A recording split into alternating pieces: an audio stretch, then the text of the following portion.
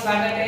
तो मैं आज आपके लिए टेंस का शॉर्ट जो एग्जाम के हिसाब से लेके आया हूँ। तो हम टेंस की जो हिंदी में एडवर्ब और इंग्लिश में पहचान है उसको आसान तरीके से समझेंगे। तो आइए समझते हैं। तीन प्रकार के टेंस होते हैं, present tense, past tense and future tense. तो सबसे पहले हम पढ़ेंगे टाइप ऑफ टेंस। जो टेंस है उसके प्रकार है present simple, present continue, present perfect, present perfect continue. मतलब हर टेंस के चार भाग होंगे। तो past simple, past continue, past perfect, past perfect continue, future simple, future continue, future perfect, future perfect continue. ये जो टेंस मैंने लिखे हैं शॉर्ट तरीके से, ये एग्जाम की दृष्टि से बहुत महत्वपूर्ण है। जो यहाँ लिखे हुए उसमें से काफी हद तक ये एग्जाम में आने वाले हैं। तो आप जल्दी से समझिए, और अगर आपको ये समझ में आ रहा है तो वीडियो को पॉज करके नोट भी कर सकते हैं। प्रेजेंट सिंपल की पहचान होगी आपके ता है, थी है, थे है। पास्ट सिंपल की पहचान होगी वाक्य के अंत में था, थे, थी और ये आएगा। फ्यूचर सिंपल के अंत में गा, गे, की आएंगे।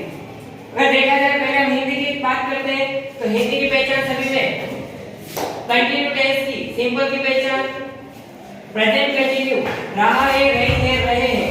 और पास्ट कंटिन्यू में रहा था, रही थी, रहे थे। और फ्यूचर कंटिन्यू में रहेगा। इस प्रकार अब बात करते हैं हम प्रेजेंट परफेक्ट टेंस की। तो इसकी पहचान है चुका है, चुकी है। पास्ट परफेक्ट टेंस की चुका था, चुकी थी। और पास्ट फ्यूचर परफेक्ट की चुकेगा। इसी प्रकार हम बात करते हैं हिंदी में पहचान के लिए।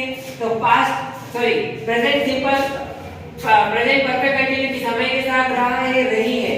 और पास्ट कंटिन्यू की समय के साथ रहा था, रही थी।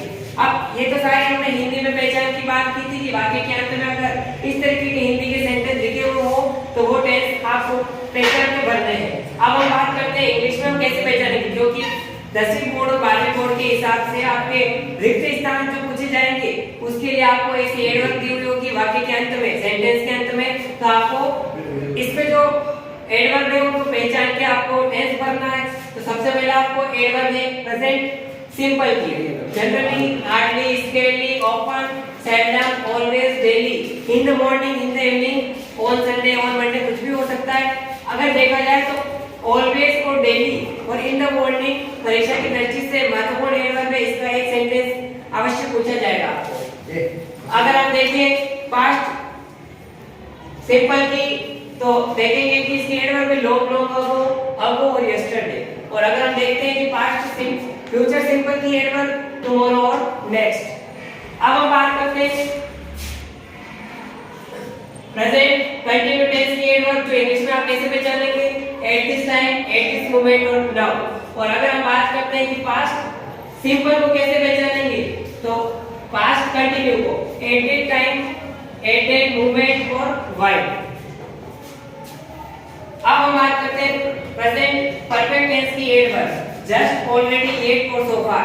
और अगर हम बात करते हैं कि आफ्टर और बिफोर किसकी एडवर्ब है, तो पास्ट परफेक्ट टेंस की एडवर्ब है। अब हम सिंस और फॉर के बारे में देखेंगे। तो सिंस हमेशा निश्चित समय के लिए लगता है और फॉर अनिश्चित समय के लिए लगता है। अगर देखेंगे कि प्रेजेंट परफेक्ट कंटिन्यू है तो सिंस फॉर के साथ वही जो कंटिन्यू की एडवर्ब है at this time, at this moment, इसका उपयोग करेंगे।